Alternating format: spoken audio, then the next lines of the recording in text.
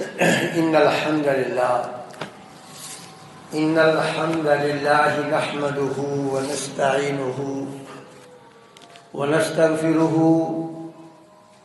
ونستهديه ونستنصره ونعوذ بالله من شرور أنفسنا ومن سيئات أعمالنا من يهده الله فلا مضل له ومن يضلله فلا هادي له وأشهد أن لا إله إلا الله وحده لا شريك له وأشهد أن محمدا عبده ورسوله أما بعد فإن أحسن الحديث كتاب الله وخير الهدي هدي محمد وشر الأمور محدثاتها وكل محدثة بدعة وكل بدعة ضلالة وكل ضلالة في النار اللهم صل على محمد وعلى آل محمد كما صليت على إبراهيم وعلى آل إبراهيم إنك حميد مجيد اللهم بارك على محمد وعلى آل محمد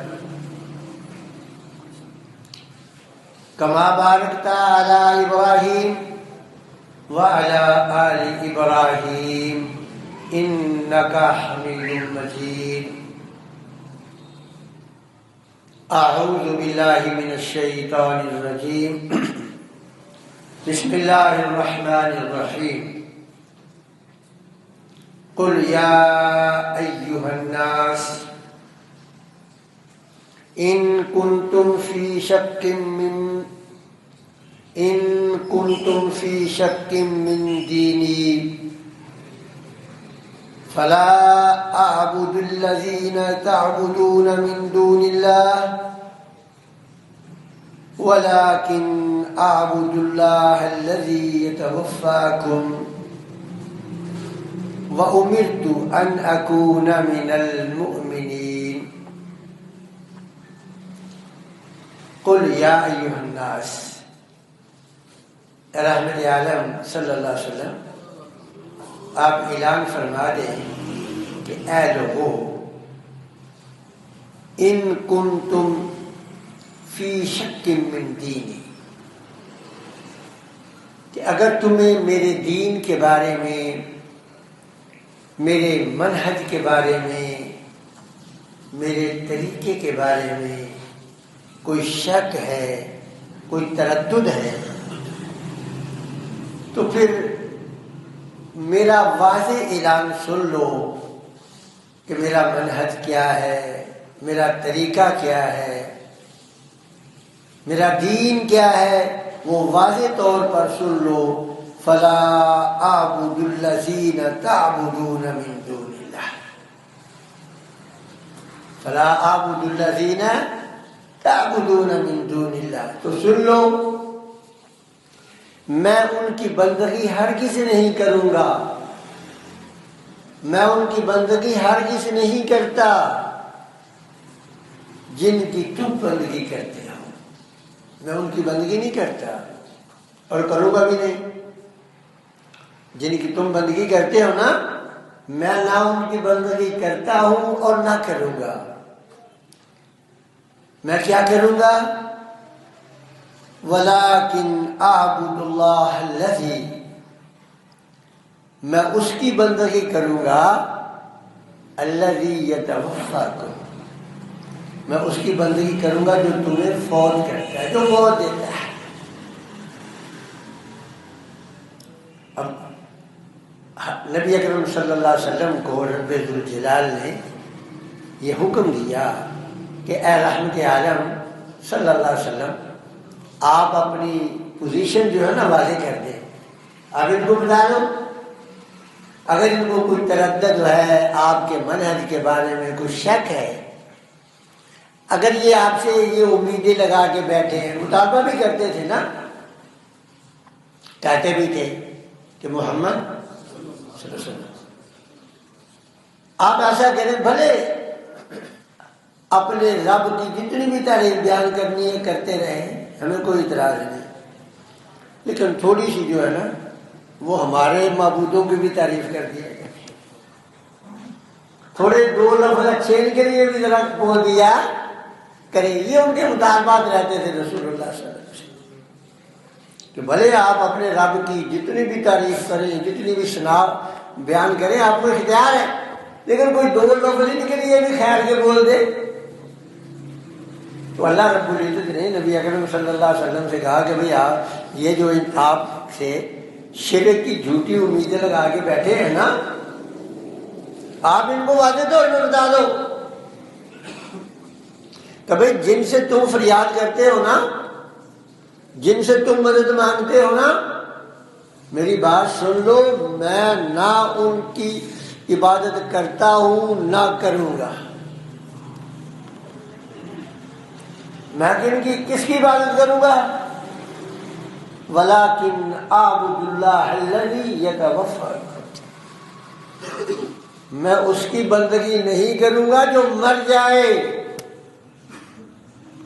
جو مر جائے، مر چکا ہو یا مر جائے گا، میں اس کی بندگی نہیں کروں گا۔ میں اس کی بندگی کروں گا جو تمہیں موت دیتا ہے، جس کے ہاتھ میں موت ہے۔ وہ معبود نہیں ہو سکتا جو مر جائے، جو خود کو زندہ رکھنے پر قادر نہیں، جس کے ہاتھ میں خود اپنی زندگی نہیں، بھلا وہ معبود کیسے ہو سکتا ہے؟ اور یہ بات بڑی غور طلب ہے کہ رب ذوالجلال نے نبی اکرم صلی اللہ علیہ وسلم سے ان کے معبودوں کی نفی اور اپنی عبادت کا اثبات کرتے ہوئے یہ کہا کہ یہ اعلان کر دو کہ میں ان کی بندگی نہیں کروں گا جن کی تم کرتے ہو، میں تو اس کی بندگی کروں گا جو تمہیں موت دیتا ہے۔ یہ لفظ اس بات کی طرف اشارہ کر رہا ہے کہ مکے کے مشرک مردوں کی عبادت کرتے تھے، تبھی تو کہا کہ میں تو اس کی بندگی کروں گا جو موت دیتا ہے، جو مرتا ہے وہ معبود نہیں ہے۔ تو میں نے گزشتہ جملے میں بھی یہ بتایا تھا کہ ہمیشہ سے مشرک جو ہے نا وہ تین طرح کے خداؤں کی عبادت کرتے تھے۔ ان میں سے ایک وہ تھے جو اچھے لوگ تھے لیکن دنیا سے جا چکے تھے، اور یہ بات یاد رکھ لیں، جو موت پر اختیار نہیں رکھتا، اپنی موت پر، جب وہ مر جائے، یعنی جب وہ زندہ تھا، اس وقت کی بات ہو رہی ہے کہ جب وہ زندہ تھا نا، اس وقت بھی اس کے پاس یہ اختیار نہیں تھا کہ خود کو موت سے ٹال سکے۔ انبیاء سلام اللہ علیہ کے بارے میں ہے کہ فرشتہ آ کر ان سے پوچھتا کہ بتائیں آپ جانا چاہتے ہیں یا رہنا چاہتے ہیں؟ تو آگے سے انبیاء کی طرف سے یہ جواب ملتا کہ اگر مہلت لے لیں تو پھر کوئی سال، 2 سال، 10 سال، 20 سال کی اگر مہلت لے لیں پھر، تو فرشتہ کہتا پھر موت، پھر موت۔ یعنی اللہ نے اپنے انبیاء کو بھی سدا زندہ رہنے کا اختیار نہیں دیا۔ تو اللہ نے فرمایا کہ اے محمد صلی اللہ علیہ وسلم آپ یہ اعلان فرما دیں کہ میں اس اللہ کی عبادت کرتا ہوں، میں اس ذات کو پوجتا ہوں میں اس ذات کی بندگی کرتا ہوں جس کے ہاتھ میں موت ہے، جو خود نہیں مرتا، جو مارتا ہے۔ اور حضرت ابراہیم علیہ السلام نے بھی اپنی قوم سے یہی کہا تھا، وقت کے بادشاہ سے بھی یہی کہا تھا کہ رب الذی یحیی و یمیت۔ تو معبود کی یہ پہچان ہے کہ وہ مرتا نہیں، اس کو کوئی موت دے سکتا نہیں، اور جسے موت آ جائے وہ مختار نہیں۔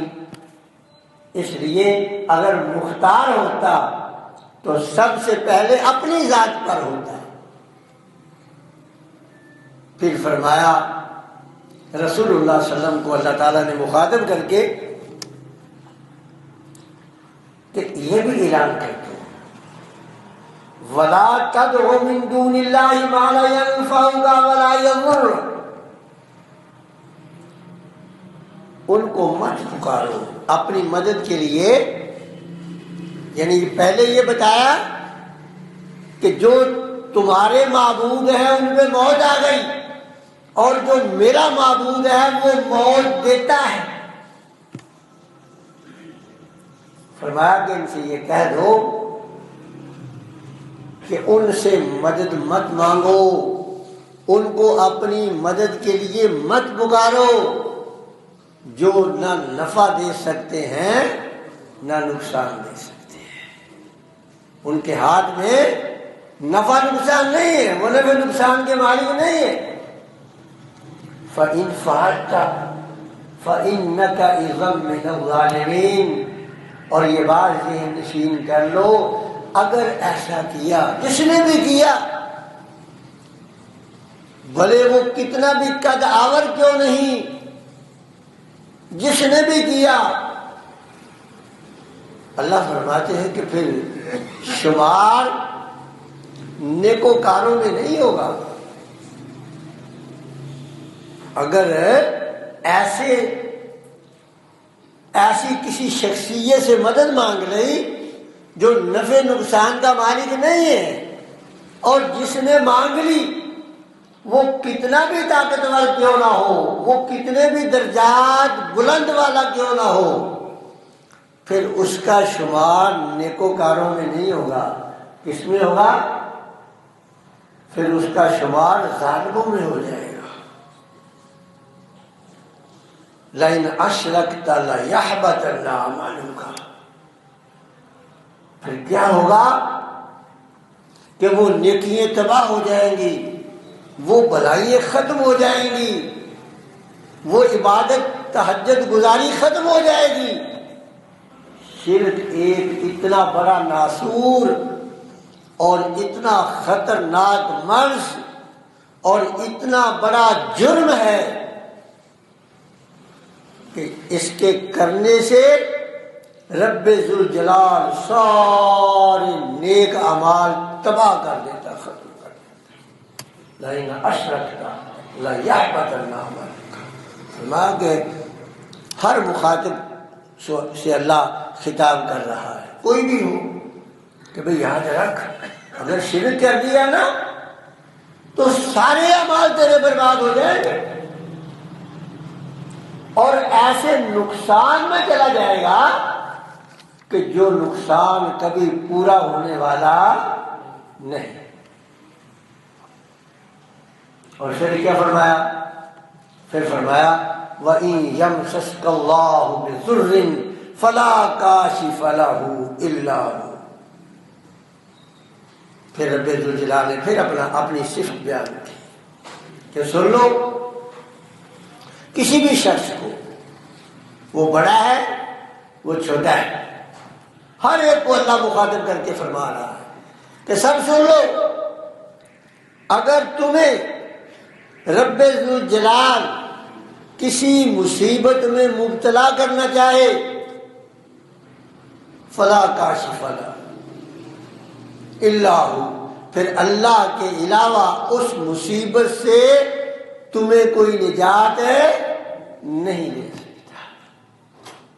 اگر مصیبت بڑی ہے پکارنا ہے اسی مالک کو پکارنا. امن یجیب المضطر اذا دعاہ.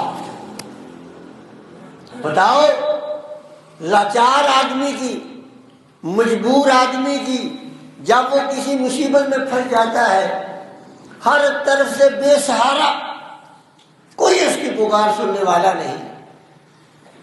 امن یجیب المضطر اذا دعاہ. کون ہے جو لاچار کی بات کو سنتا ہے؟ وَيَكْشِفُ السُّوءَ، اور پھر اس کی مصیبت سے اسے نجات بھی دیتا ہے. بتاؤ کون ہے؟ فرمایا سن لو، اگر وہ اللہ تمہیں کسی مصیبت میں مبتلا کرنا چاہے تو تمہارے سارے معبود جن کو تم پکارتے ہو، کوئی اس مصیبت کو ٹالنے والا نہیں. وَإِن يُرِدْكَ بِخَيْرٍ فَلَا رَادَّ لِفَضْلِهِ، اور اگر اللہ تعالیٰ کسی کو بھلائی دینا چاہے، اللہ کسی پہ مہربانی کرنا چاہے، تو سارے معبودان باطلہ مل کر اس بندے کو اس بھلائی سے محروم نہیں کر سکتے. نفع نقصان کا مالک صرف اللہ. اب اس آیت مبارکہ سے پتہ چلا کہ کسی بے اختیار کو اپنی مدد کے لیے بلانا، اپنی مدد کے لیے پکارنا، یہ بھی ایسے ہی شرک ہے جیسے اس کی بندگی کرنا. اور جسے اللہ فوت کر دے وہ اب اس کے پاس کوئی اختیار باقی نہیں رہتا. اس لیے کہ اگر اس کے پاس کوئی اختیار ہوتا تو پھر وہ یہ اختیار سب سے پہلے اپنے اوپر استعمال کرتا، موت کو خود سے ٹال لیتا. لیکن کوئی بھی اپنے آپ کو موت سے بچا نہیں سکا.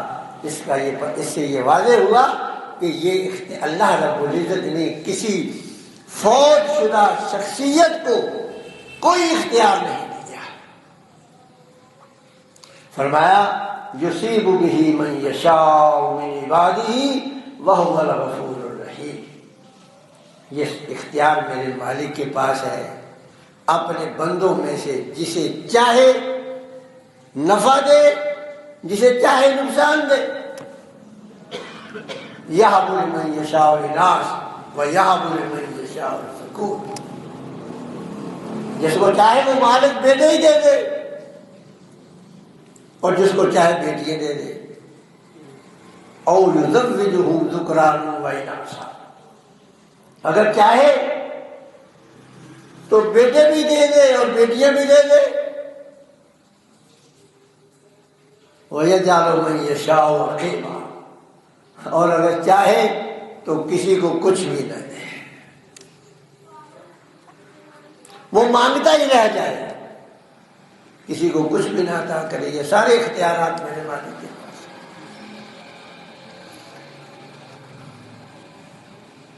اللہ رب العزت نے قرآن میں توحید کو کتنا کھول کھول کر بیان کیا ہے. اور خاص کر کیونکہ یہ جو اللہ کے علاوہ غیروں کو پوجتے ہیں، اور ایک کو نہیں بیسیوں کو پوجتے ہیں، ان سب کا مطمع نظر یہی ہوتا ہے کہ کسی سے کچھ مل جائے. کوئی رزق کے لیے کسی کی عبادت کرتا ہے کہ یہاں سے رزق ملے گا.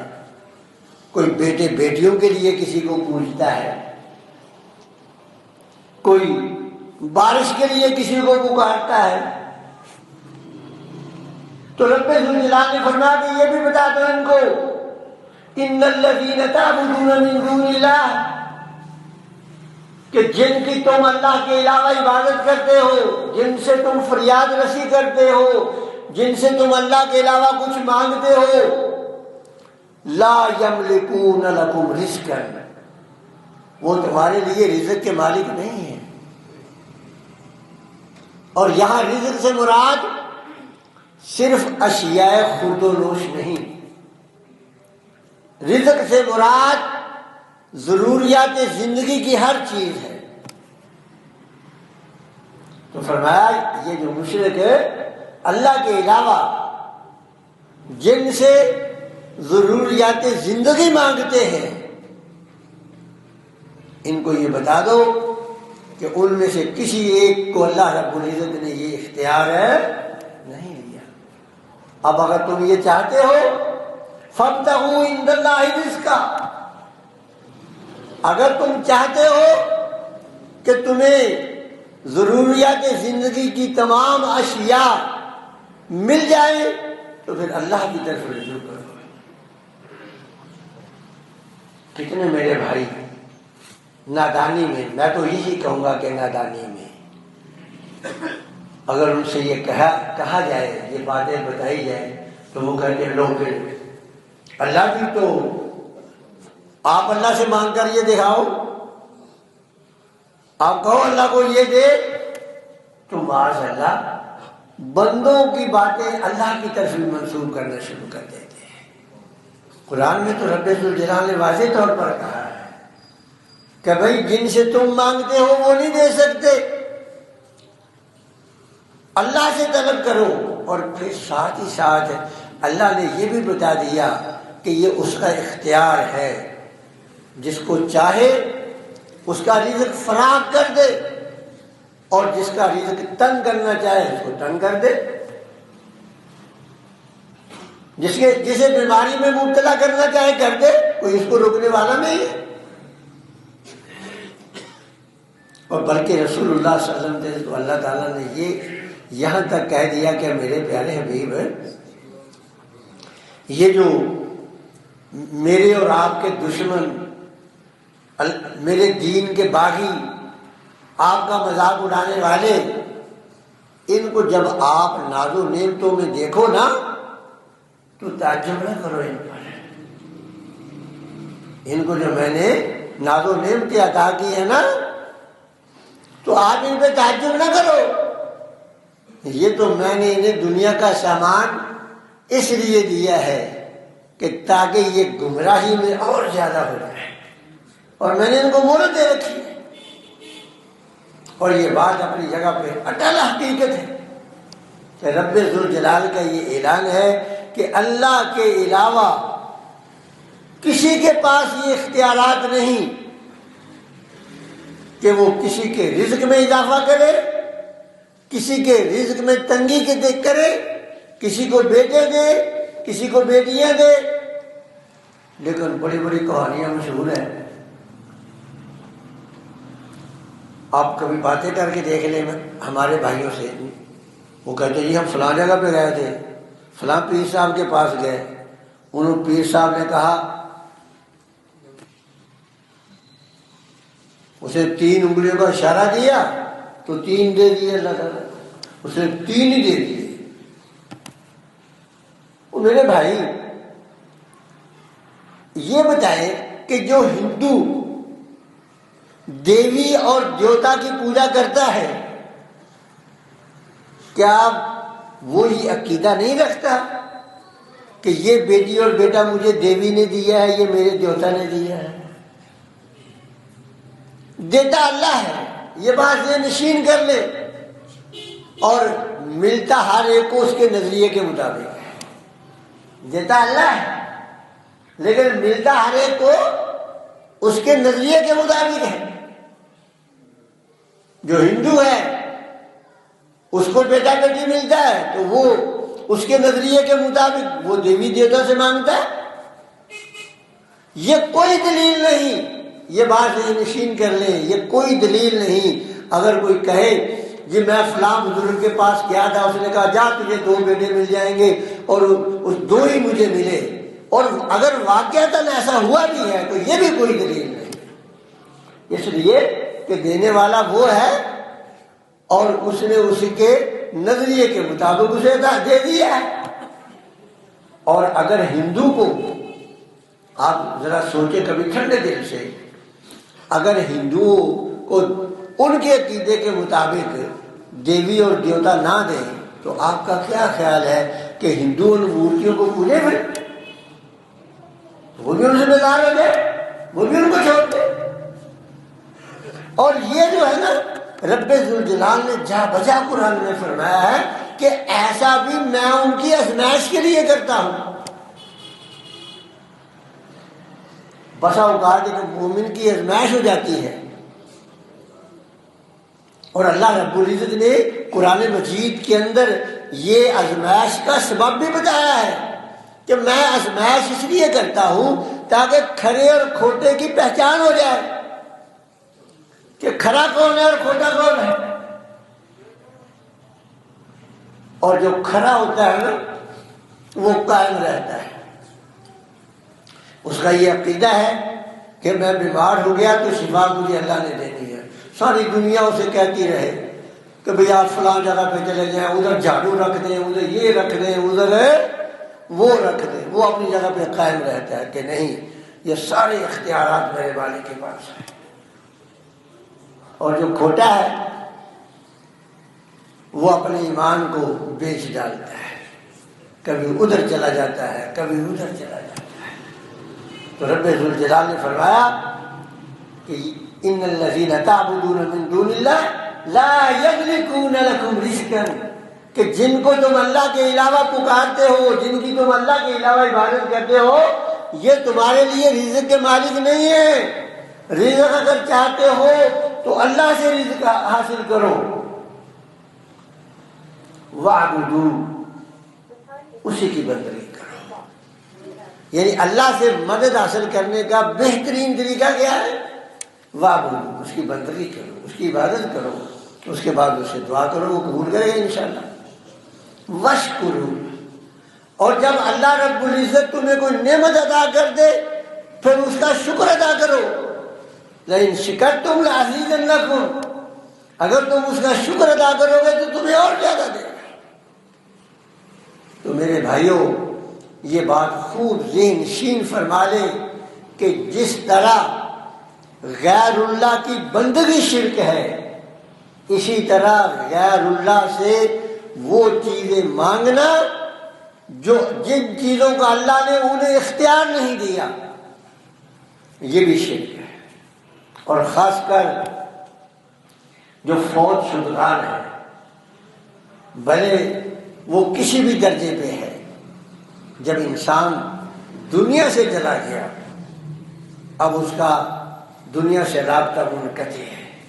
اب دیکھ لیں کہ قرآن مجید میں رب ذوالجلال نے شہیدوں کو مردہ کہنے سے منع کیا ہے۔ شہیدوں کو مردہ کہنے سے وَلَا تَقُولُوا لِمَن يُقْتَلُ فِي سَبِيلِ اللَّهِ أَمْوَاتٌ بَلْ أَحْيَاءٌ، بھی ان کو مردہ نہ کہو، وہ زندہ ہے، لیکن ساتھ ہی ساتھ یہ بھی کہہ دیا وَلَٰكِن لَا تَشْعُرُونَ، وَلَٰكِن لَا تَشْعُرُونَ، زندہ ہیں لیکن اس زندگی کا تمہیں شعور نہیں۔ اور اگر مثال کے طور پہ وہ ہماری بات سنتے ہیں، جواب دیتے ہیں، ہماری اللہ کے سفارش کرتے ہیں، اللہ سے ہمیں لے کر دیتے ہیں، پھر تو ہمیں شعور ہو گیا نا۔ اللہ کہتا تمہیں شعور نہیں ہے، تم اس زندگی کو سمجھ نہیں سکتے کہ وہ زندگی کیا ہے۔ اور اگر وہ ہماری باتیں سنتے ہیں، جواب دیتے ہیں، سفارش کرتے ہیں، اللہ سے لے کر دیتے ہیں، پھر تو ہمیں شعور ہو گیا۔ تو اللہ رب العزت نے ان کو مردہ کہنے سے منع کیا، زندہ کہا، لیکن ساتھ ہی ساتھ یہ بھی کہہ دیا کہ زندہ ہیں مگر تمہیں ان کی زندگی کا شعور نہیں ہے۔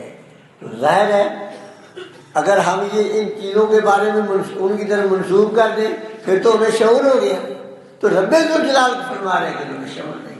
تو اس لیے میرے بھائیوں عقیدہ توحید پر کبھی کسی قسم کا سمجھوتا نہیں کرنا۔ باقی اعمال میں کمی بیشی ہے، ایک حدیث میں آتا ہے، آخری حدیث سنا کر بات کو ختم کرنے لگا ہوں، نبی کریم صلی اللہ علیہ وسلم نے فرمایا کہ رب ذوالجلال فرماتے ہیں کہ اے میرے بندو، اگر تم زمین کی بھرائی کے برابر گناہ لے کر آ جاؤ، زمین کی برائی کے برابر یہ زمین آسمان کے اندر کتنا خلا ہے، یہ سارا تم گناہوں سے بھر کر لے آؤ، لیکن تمہارے نامہ اعمال میں، تمہارے رجسٹر میں شرک نہ ہو، تو یہ سارے تمہارے گناہ، یہ سارے تمہارے جرم قابل معافی ہیں۔ بھلے وہ مالک ہے نا، بھلے بغیر سزا دینے کے معاف کر دے اور بھلے سزا دے کے معاف کرے، یہ سارے گناہ قابل معافی اور تم جنت میں چلے جاؤ گے۔ لیکن اگر اس کے اندر شرک شامل ہے تو یہ جرم جو ہے وہ اللہ کے ہاں جو ہے وہ نہ بغیر سزا کے قابل معافی ہے اور نہ سزا دینے کے بعد قابل معافی ہے۔ تو اس لیے اللہ رب العزت سے دعا ہے کہ اللہ تعالیٰ تمام مسلمانوں کو خصوصاً اور پوری دنیا کو عموماً شرک کے بیماری سے، شرک کے نجاست سے محفوظ فرمائے۔ وآخر دعوانا الحمدللہ رب العالمین۔